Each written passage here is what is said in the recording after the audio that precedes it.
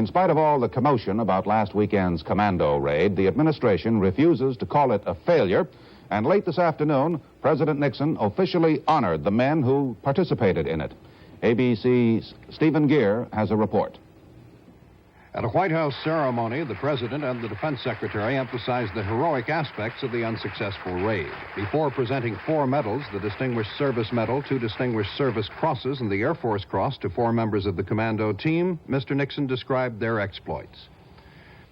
What these men have done is a message to the prisoners of war still in North Vietnam, to their wives and their loved ones, some of whom are here, that the prisoners of war have not been forgotten, and that we will continue to do everything we can at the diplomatic table and in other ways to attempt to bring them back home. Also, what these men have done is a very special message to America on Thanksgiving Eve.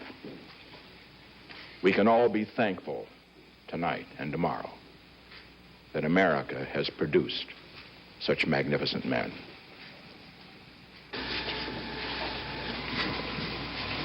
Direct result of Colonel Simon's calm and competent leadership in an extremely hazardous situation.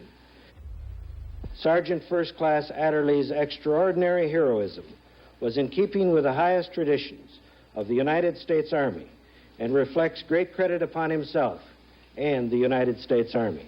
Sergeant Wright then, despite the intense pain of his injury, courageously moved by himself more than 200 meters from the Army element to the extradition landing zone.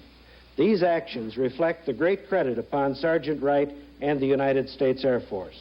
General Manor's brilliant talents of command and supervision resulted in a superbly trained joint task force. The mission was daring in concept and bold in execution.